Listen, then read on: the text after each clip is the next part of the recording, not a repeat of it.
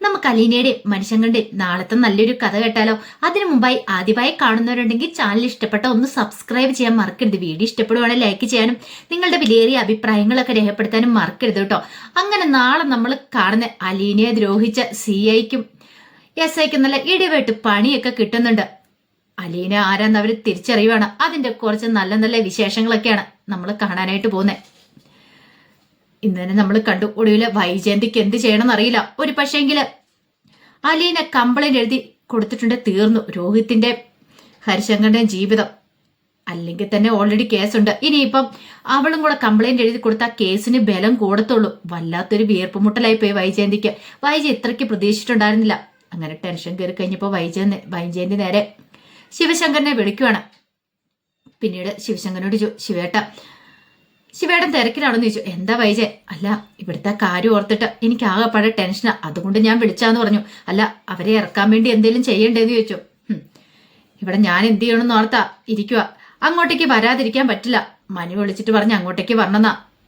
എത്രയും പെട്ടെന്ന് ടിക്കറ്റൊക്കെ ഓക്കെ ആക്കിയിട്ട് വരാൻ വേണ്ടി ഞാൻ ഇരിക്കുക. അല്ല, ഞാനിപ്പോ വന്നുകൊണ്ട് വല്ല കാര്യം ഉണ്ടോന്ന് പോലും എനിക്കറിയില്ല. അത് കേട്ടപ്പോ വൈജയന്തി പറഞ്ഞു, ദേ ശിവേട്ട, എത്രയും പെട്ടെന്ന് ഇങ്ങോട്ടേക്ക് വാ. ഇവിടെ ബാലേന്ദ്രൻ ഹോസ്പിറ്റലാന്നുള്ള കാര്യം അറിയാലോ. പിന്നെ എനിക്ക് വയ്യാതെ കിടക്കുമല്ലേ, അവരെ പുറത്തിറക്കണ്ടേ, വേറെ ആരാ ഉള്ളേന്ന് ചോദിച്ചു. കാര്യമൊക്കെ എനിക്കറിയാം വൈജയ്, കഴിഞ്ഞ ദിവസം ഇങ്ങോട്ടേക്ക് വന്നല്ലേ ഉള്ളൂ, നിനക്കറിയാലോ. എപ്പോഴും ഓടി അങ്ങോട്ട് വരാൻ പറ്റുന്ന കാര്യമാണോ? ലീവും കാര്യങ്ങളൊക്കെ കിട്ടണ്ടേ. നിന്റെ കാര്യത്തിന് തന്നെ കുറെ ദിവസം ഇവിടെ വന്ന് ഇന്നല്ലേന്ന് ചോദിച്ചു. അതൊക്കെ ശരിയാ ശിവേട്ട, ഈ സമയത്ത് ശിവേട്ടനും കൂടി ഇല്ലെങ്കിൽ ഇവിടുത്തെ കാര്യങ്ങളൊക്കെ ആര് നോക്കും?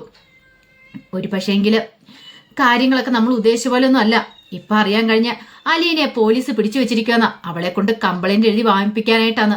കംപ്ലൈന്റോ? അതെ, സുലോചന വന്നപ്പോഴേ എന്നോട് കാര്യങ്ങൾ പറഞ്ഞേ. അവളെ കൊണ്ട് കംപ്ലൈന്റ് എഴുതി വാങ്ങിപ്പിക്കാനാണ്. അലീനെ റേപ്പ് ചെയ്യാൻ ശ്രമിച്ചെന്ന് പറഞ്ഞോണ്ട. പിന്നീട് വൈജയന്തി പറഞ്ഞു, എങ്ങാനും അവള് കംപ്ലൈന്റ് കൊടുത്തിട്ടുണ്ടെങ്കിൽ അതോടുകൂടി തീർന്നു. കാരണം കേസിനത് ബലം കൊടുത്തോളൂ ശിവേട്ട. അതാ ഞാൻ പറഞ്ഞേ. ഇനിയാ അവൾക്ക് ചിലപ്പോൾ ദേഷ്യം കാണുമായിരിക്കും നമ്മളോട്, അതുകൊണ്ട് അവള് കംപ്ലൈന്റ് കൊടുക്കുമായിരിക്കും എന്ന് പറഞ്ഞു. ശിവശങ്കരൻ പറഞ്ഞു, എന്റെ വൈജയ്, നിനക്ക് അവളെ അറിയത്തില്ലാത്തോണ്ടാ. അവള് കംപ്ലൈന്റ് കൊടുക്കാനായിരുന്നു നേരത്തെ കൊടുക്കത്തില്ലായിരുന്നോ? നീ എന്തൊക്കെയാ ഈ പറയണെന്ന് ചോദിച്ചു. പറയാൻ പറ്റില്ല ശിവേട്ട, അവൾക്ക് ദേഷ്യം ഇപ്പം, അതുകൊണ്ട് ഉറപ്പായിട്ടും അവൾ അങ്ങനെ കൊടുക്കൂന്ന് എനിക്ക് തോന്നിയെന്ന് പറഞ്ഞു. ശിവശങ്കരൻ പറഞ്ഞു, ശരി, ഞാനൊന്ന് അന്വേഷിക്കട്ടെ എന്നൊക്കെ പറഞ്ഞ് കോള് കട്ട് ചെയ്യണം. വൈജയന്തിക്ക് എന്നിട്ടും വല്ലാത്തൊരു ടെൻഷനായിരുന്നു. ആ സമയത്ത് ബാലേന്ദ്രന്റെ അടുത്തേക്ക് സുലോചന വന്നു. സുലോചന വന്നു കഴിഞ്ഞപ്പോഴത്തേനും ബാലേന്ദ്രൻ പറഞ്ഞു, നീ ഒരു കാര്യം ചെയ്യുക, ഗോവർദ്ധനെ ഒന്ന് വിളിക്കാൻ പറഞ്ഞു. അല്ല, അത് പിന്നെ ബാലേട്ട കുറച്ചു മുമ്പേ വിളിച്ചാ, നീ എനിക്കിങ്ങോട്ട് വിളിച്ചാട്ട് ഞാൻ സംസാരിക്കാന്ന് പറഞ്ഞു. അങ്ങനെ ഒടുവിൽ ബാലേന്ദ്രന് ഫോൺ വിളിച്ചു കൊടുക്കണം. ആ സമയം ബാലേന്ദ്രൻ ഗോവർദ്ധനെ വിളിച്ചു. എന്തായി ഗോവർദ്ധന കാര്യങ്ങളൊക്കെ? അലീനയുടെ കാര്യത്തില് എന്തായി തീരുമാനങ്ങളെന്ന് ചോദിച്ചു. അത് പിന്നെ ബാലേട്ട, ഞാൻ ട്രൈ ചെയ്യുന്നുണ്ട്, പക്ഷേ എങ്കില് പരാതി എഴുതി കൊടുക്കാതെ അവളെ വിടത്തില്ലെന്നും പറഞ്ഞിരിക്കണേന്ന് പറഞ്ഞു. അല്ല, അതിന് അവള് തെറ്റൊന്നും ചെയ്തിട്ടില്ലോ. തെറ്റ് ചെയ്തിട്ടില്ല, പക്ഷേങ്കില് എന്ന് പറഞ്ഞിട്ട് നിർത്തി. അല്ല, കാര്യം എന്താ വെച്ചാ പറ ഗോവർദ്ധന. അത് രോഹിത്തിനും ഹരിശങ്കറിനും എതിരെ അവള് കംപ്ലൈന്റ് കൊടുക്കണം പോലും. മയക്കുമരുന്ന് കൊടുത്ത് അവളെ റേപ്പ് ചെയ്യാൻ ശ്രമിച്ചെന്നും പറഞ്ഞുകൊണ്ട്. അത് കേട്ടതും ബാലേന്ദ്രനും ഞെട്ടി. അപ്പോഴേക്കും ഗോവർദ്ധനം പറഞ്ഞു, ബാലേട്ടൻ വിഷമിക്കൊന്നും വേണ്ട, എന്താ വേണ്ടെന്ന് വെച്ചാൽ പെട്ടെന്ന് ചെയ്തോളാം. അവളെ പുറത്തു കൊണ്ടുവരാനുള്ള പണികളൊക്കെ ഞാൻ ചെയ്തോളാം. ഇത് ഓർത്തിട്ടും ടെൻഷൻ അടിക്കൊന്നും വേണ്ടെന്ന് പറഞ്ഞിട്ട് ഗോവർദ്ധനം കോള് കെട്ടി കട്ട് ചെയ്യുവാണ്. ബാലേന്ദ്രന് വല്ലാത്തൊരു ബുദ്ധിമുട്ടായി. ഇതിപ്പോ കൂനുമേ കുരു എന്ന് പറഞ്ഞോണക്ക് രോഹിത്തിന്റെ കാര്യം ഓർത്ത് ടെൻഷൻ അടിച്ചിരിക്കുമ്പോഴാ അലീനയുടെ കാര്യം. ഇനിയിപ്പോ എന്താ ചെയ്യണ്ടേ, ഏതാ ചെയ്യേണ്ടതെന്ന് അറിയത്തില്ലാത്തൊരവസ്ഥ. ബാലേന്ദ്രൻ അവിടെ കിടപ്പിലായി പോയല്ലോ, അല്ലെങ്കിൽ എന്തേലും ചെയ്യായിരുന്നു. എഴുന്നേറ്റ് പോകാനും പറ്റാത്തൊരു സ്ഥിതിയിലാ. സുലോചനയാണെങ്കിൽ ആശ്വസിപ്പിക്കാൻ ശ്രമിക്കുന്നുണ്ടായിരുന്നു. ഈ സമയത്ത് ഗോവർദ്ധനം വക്കീലിനെ കാണാൻ ചെന്നു. വക്കീലിനെ കണ്ട് സംസാരിക്കണം. അങ്ങനെ സംസാരിക്കുന്ന സമയത്ത് വക്കീല് പറഞ്ഞു, ഇതേ കേട്ടിടത്തോളം അത്ര നിസ്സാരമായിട്ടുള്ള കേസല്ല, അറിയാലോ. ആ പെങ്കൊച്ചും കൂടി ഇനി കംപ്ലൈന്റ് കൊടുത്തിട്ടുണ്ടെങ്കിൽ തീർന്നു. അവന്മാര് പെട്ടെന്നൊന്നും പുറലോകം കാണത്തില്ല എന്ന് പറഞ്ഞു. അപ്പോഴേക്കും ഗോവർദ്ധനം പറഞ്ഞു, എങ്ങനെയെങ്കിലും അവർക്ക് ജാമ്യം കിട്ടാനായിട്ട് എന്തെങ്കിലും വകുപ്പുണ്ടോന്ന് നോക്കണം. നോക്കാം, പിന്നെ ഇടപെടിയുന്നൊരു തീരുമാനം ഒന്നും ഉണ്ടാക്കത്തില്ല, അറിയാലോ. പെട്ടെന്നൊന്നും ജാമ്യം കിട്ടാൻ വഴിയില്ല. തെളിവെടുപ്പും കാര്യങ്ങളും എല്ലാം ഉണ്ടായിരിക്കും എന്ന് പറയണം. പിന്നെ നാളെ ഇതിപ്പോ വലിയൊരു പ്രശ്നമായിട്ട് മാറും. കോളുകളൊക്കെ സൃഷ്ടിക്കുന്ന കേസാന്ന് തോന്നേ. അങ്ങനെ വന്നിട്ടുണ്ടെങ്കിൽ ജാമ്യം കിട്ടാനൊക്കെ ഭയങ്കര ബുദ്ധിമുട്ടായിരിക്കും എന്ന് പറഞ്ഞു. ഗോവർദ്ധനം പറഞ്ഞു, വേണ്ട എന്താന്ന് വെച്ചാൽ ചെയ്യണം വക്കീലെ എന്നൊക്കെ പറഞ്ഞിട്ടാണ് അവിടെ നിന്ന് ഇറങ്ങുന്നത്. കാര്യം പറഞ്ഞ പ്രഗത്ഭനായ വക്കീലൊക്കെ തന്നെയാണ്. പക്ഷെ ഇത് നിസ്സാര കാര്യമല്ല. +2 പഠിക്കുന്ന പെങ്കൊച്ചിനെയാണ് 3-4 പേര് ചേർന്ന് പീഡിപ്പിച്ചിരിക്കുന്നത്. എന്ത് ചെയ്യണമെന്ന് അറിയത്തില്ലാത്തൊരവസ്ഥയായിപ്പോയി. അതേസമയം അലീനയെ ചോദ്യം ചെയ്യാനായിട്ട് CI അങ്ങോട്ട് പിടിപ്പിച്ചു. അങ്ങനെ അലീന മുറിയിലേക്ക് കയറി ചെല്ലുവാണ്. അലീനയ്ക്കൊരു പേടിയും കാര്യങ്ങളും തോന്നിയില്ല. എന്തിനു പേടിക്കണം, ഇത് പോലീസ് സ്റ്റേഷനാണല്ലോ, തന്നെ അങ്ങനെ പീഡിപ്പിക്കാൻ പോകുന്നില്ലെന്ന് അലീനയ്ക്കറിയാം. അങ്ങനെ എന്തെങ്കിലും ചെയ്തിട്ടുണ്ടെങ്കിൽ താൻ ഒന്നിനും വെറുതെ വിടത്തുമില്ല. അലീന അങ്ങ് ചെന്ന് നിന്നു. അലീനയുടെ ആ കൂസാത്ത ഭാവമൊക്കെ കണ്ടുകഴിഞ്ഞപ്പോ സിയെ നോക്കി. പിന്നീട് പറഞ്ഞ് നിനക്കെന്താടി പരാതി എടുത്തി കൊടുത്താലെന്ന് ചോദിച്ചു. ഞാൻ പറഞ്ഞല്ലോ സാറേ എനിക്ക് കംപ്ലൈന്റ് ഇല്ലെന്ന്, അത് കഴിഞ്ഞു പോയ കാര്യമെന്ന് പറഞ്ഞു. ഓഹോ, നിനക്കപ്പ അത്രയ്ക്ക് മടിയല്ലേ? എന്താടി ബാലേന്ദ്രൻ അത്രയ്ക്ക് നിനക്ക് ഉരുട്ടി തരുന്നുണ്ടോന്ന് ചോദിച്ചു. ഇത് സാറേ അനാവശ്യം പറയരുത് എന്ന് പറഞ്ഞു. പിന്നെ നിനക്ക് ചെയ്യാം, പിന്നെ പറയുന്നതിനാ പ്രശ്നമില്ലേ, മര്യാദയ്ക്ക് എഴുതി കൊടുക്കുന്നത് നല്ലതെന്ന് പറഞ്ഞിട്ട് അല്ല ആത്തിയൊക്കെ അങ്ങോട്ട് എടുക്കുവാണ്. അലീനെ പേടിക്കുമെന്ന് ഓർത്തിട്ട്. അലീന ലേശം പേടിച്ചില്ല. ധൈര്യപൂർവ്വം സിയുടെ മുന്നിൽ നിൽക്കുകയാണ്. അപ്പോഴേക്കും സിയ പറഞ്ഞു അവിടെ ഇരിക്കടേന്ന് പറഞ്ഞു. അലീനയെ നോക്കി ഇരിക്കാനായിട്ടൊന്നും കണ്ടില്ല. അവിടെ ഇരിക്കടേന്ന് പറഞ്ഞു. അലീന വെറുതെ കുന്തങ്കല്ല് അവിടെ ഇരിക്കുകയാണ്. പിന്നീട് സിയെ ചോദ്യം ചെയ്യാൻ തുടങ്ങി. നിന്നോട് പറഞ്ഞാൽ നിനക്ക് മനസ്സിലാകത്തില്ലല്ലേ?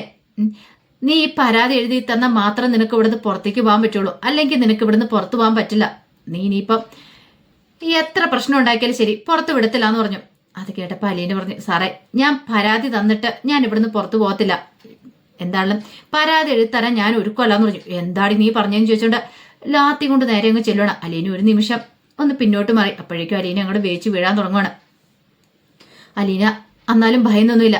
അലീന അവിടുന്ന് പതുക്കെ എഴുന്നേറ്റു. ആ സമയത്ത് സിയെ അവളുടെ മുന്നിലേക്ക് വന്നു. പിന്നീട് ആ ലാത്തി വെച്ച് അവളുടെ തോളത്തേക്കാണ് തട്ടുവാണ്. നീ ആള് കൊള്ളാലോടി, വെറുതെ അല്ല നിന്നെ അവിടെ പിടിച്ചു വെച്ചിരിക്കുന്ന ആ ബാലേന്ദ്രനൊക്കെ അല്ലേന്ന് ചോദിച്ചു. വൃത്തികെട്ട ഭാഷയിലുള്ള സംസാരമായിരുന്നു. അലീനയ്ക്ക് അടിമുടി പറഞ്ഞു കയറി. പോലീസ് സ്റ്റേഷനും കാര്യങ്ങളുമായിപ്പോയി. അല്ലെങ്കിൽ അയാളുടെ കർണം തീർത്ത് അലീനെ പൊട്ടിച്ചണം. അതിനേക്കാൾ ഉപരി അയാളുടെ നോട്ടവും ഭാവവും ഒക്കെ അലീനെ ശരീരത്തിലേക്കൊക്കെ നോക്കുന്നുണ്ടപ്പം അലീനയ്ക്ക് വല്ലാത്തൊരു ബുദ്ധിമുട്ടാണ് തോന്നിയത്. പോലീസാന്ന് പറഞ്ഞിട്ട് കാര്യമില്ല. അപ്പോഴേക്കും അയാൾ പറഞ്ഞു പരാതി എഴുതി തന്നില്ലെങ്കിലുണ്ടല്ലോ മോളെ നീ ഇവിടെ നിന്ന് ഇറങ്ങത്തില്ല എന്ന് പറഞ്ഞു. വേണ്ട സാറേ ഞാൻ ഇവിടെ നിന്നോളാന്ന് പറഞ്ഞു. ഒരു രക്ഷയില്ല. സിഐ പഠിച്ച പണി 18 നോക്കി. പക്ഷെ അലീനും കംപ്ലൈന്റ് എഴുതി കൊടുക്കാൻ കൂട്ടാക്കിയതേ ഇല്ലാന്ന് ഒറ്റ വാശിയിലായിരുന്നു. ഒടുവിൽ സിഐ മടുത്തു. അയാളുടെ നോട്ടവും മട്ടും ഭാവമൊക്കെ ഉണ്ടെങ്കിൽ അലീനയ്ക്ക് വല്ലാത്തൊരു ബുദ്ധിമുട്ട് തോന്നിയായിരുന്നു. കാരണം വേറെന്ത് സഹിക്കാം, ദഹിപ്പിക്കുന്ന രീതിയിലൊരു നോട്ടമാണ്.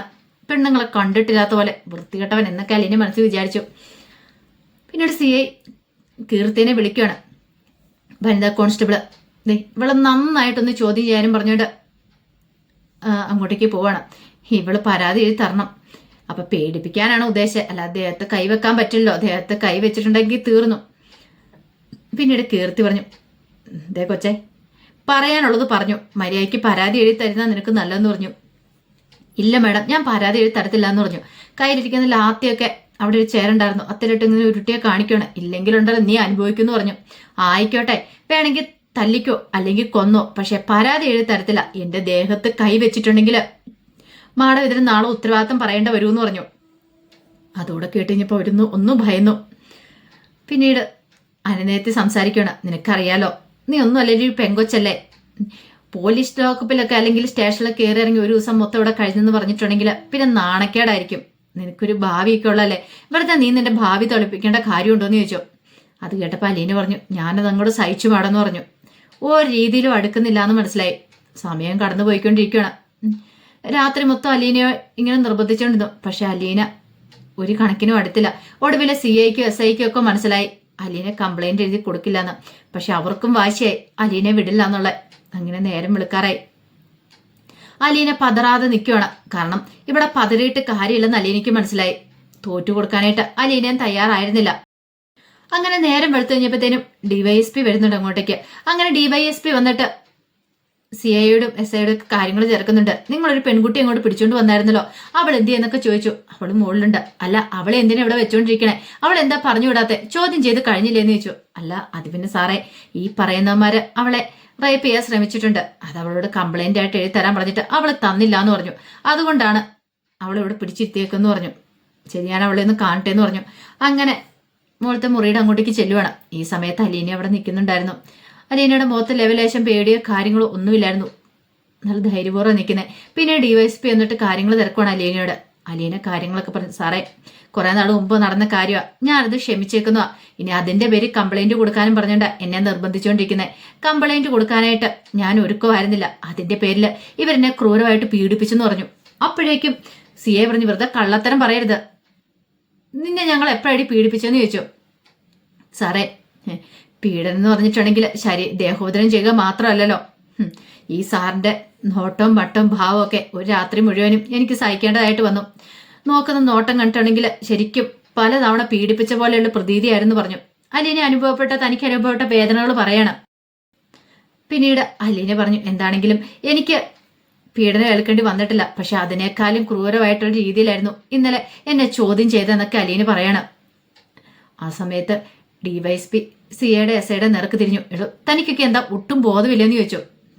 ഈ പെങ്കൊച്ചങ്ങാനും വല്ല കംപ്ലൈന്റ് കൊടുത്താണ്ടല്ലോ, പിന്നെ തൻ്റെ ഒന്നും തലയെ തൊപ്പി കാണത്തില്ല എന്ന് പറഞ്ഞു. താൻ ഇതൊക്കെ എന്തു ഭാവിച്ചാന്നൊക്കെ ചോദിച്ചോണ്ട് ചീത്ത പറയണം. എത്രയും പെട്ടെന്ന് ഇവിടെ പറഞ്ഞു വിടാൻ നോക്ക്. അല്ല, ഇത്ര കംപ്ലൈന്റ് എഴുതി വാങ്ങിക്കണം നിങ്ങൾക്ക് എന്താ നിർബന്ധം എന്ന് ചോദിച്ചു. അല്ല, അത് പിന്നെ സാറേ, ആ പരാതിക്ക് ഇത്തിരി ബലം കൂടാനായിട്ട്. അല്ല, അവൾക്ക് കംപ്ലൈന്റ് ഇല്ലെന്ന് പറഞ്ഞല്ലോ, പിന്നെ നിനക്കൊക്കെ എന്താന്നൊക്കെ ചോദിച്ചിട്ട് കുറെ ദേഷ്യപ്പെടുവാണ്. ഒടുവില് അലീനയുടെ മുമ്പിൽ അവന്മാര് ചൂള് നിൽക്കുകയാണ്. എന്ത് ചെയ്യണമെന്ന് പോലും അറിയത്തില്ലാത്തൊരവസ്ഥയില്.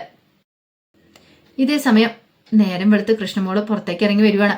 ഇറങ്ങി വന്ന പത്രം അവിടെ കിടക്കുന്നുണ്ട്. അങ്ങനെ പത്രം എടുത്ത് നോക്കുമ്പോഴാണ് കൃഷ്ണമോള ആ കാഴ്ച കാണുന്നത്. ഫ്രണ്ട് പേജിൽ തന്നെ വാർത്തയുണ്ട്. രോഹിതന്റെ ഹരിയന്റെ ഒക്കെ ഫോട്ടോസ് ആയതുകൊണ്ട് അത് കണ്ടു കഴിഞ്ഞപ്പോഴത്തേനും കൃഷ്ണമോൾക്ക് സഹിച്ചില്ല. വെണ്ടയ്ക്ക് അക്ഷരത്തിൽ എഴുതി വെച്ചിരിക്കുന്നു, ദൈവമേ, പീഡന കേസിലെ പ്രതികൾ അറസ്റ്റിൽ നിന്നും പറഞ്ഞുകൊണ്ട്. അത് കണ്ടു കഴിഞ്ഞപ്പോൾ കൃഷ്ണമോൾ ആകെപ്പാടെ തകർന്നു പോയി. ഇതേ അവസ്ഥ തന്നെയായിരുന്നു രേവതിക്കുട്ടിക്കും. രേവതിക്കുട്ടി ആ വാർത്ത കാണുന്നുണ്ട്. രേവതിക്കുട്ടിക്ക് സഹിച്ചില്ല. ദൈവമേ, അലീന ചേച്ചിക്ക് ഒരു കുഴപ്പം സംഭവിക്കായിരുന്ന മതിയായിരുന്നു എന്നൊരു ചിന്തയൊക്കെയായിരുന്നു മനസ്സിലുണ്ടായിരുന്നേ. പക്ഷെ കൃഷ്ണമോള് തകർന്നുപോയി. ഇനിയിപ്പം സ്കൂളിലൊക്കെ ആണെങ്കിലും തലയുയർത്തി പിടിച്ച് നടക്കാൻ പറ്റില്ല. തന്റെ സഹോദരന്റെ ഫോട്ടോ സഹിതം പത്രത്തിൽ വന്നിരിക്കുന്നത് എന്ത് ചെയ്യണം എന്നറിയത്തില്ലാത്തൊരവസ്ഥയായി പോയി കൃഷ്ണമോൾക്കും. പക്ഷെ അലീനയെ പിടിച്ചു നിർത്താനായിട്ട് CIക്കോ SIക്കോ സാധിച്ചില്ല. ഒടുവില് അലീനെ അവിടെ വിടുന്നുണ്ട്. അങ്ങനെ അലീനെ വിജയിക്കുകയാണ്. അലീനയെ പിടിച്ചു വെച്ച, അല്ലെങ്കിൽ കൂടുതൽ അലീനയെ ചോദ്യം ചെയ്യിച്ചിട്ട് അലീനയെ കൊണ്ട് പരാതി എഴുതിച്ച് വാങ്ങിക്കാന്നൊക്കെ വിചാരിച്ചുകൊണ്ടിരുന്ന അവന്മാര്. പക്ഷെ അവന്മാർക്ക് അത് പറ്റിയില്ല. അങ്ങനെ ഒടുവില് അലീന വിജയശ്രീലാളിതയായിട്ട് ഇറങ്ങി പോരുന്നുണ്ട്. അപ്പൊ അതിന്റെ വിശേഷങ്ങളൊക്കെ നമ്മൾ കാണാനായിട്ട് പോകുന്നത്. ആ വിശേഷങ്ങൾക്കായി നമുക്ക് എല്ലാവർക്കും കാത്തിരിക്കാട്ടോ. ഒരിക്കൽ കൂടി എല്ലാവർക്കും ശുഭരാത്രി നേർന്നുകൊണ്ട് നിർത്തുന്നു.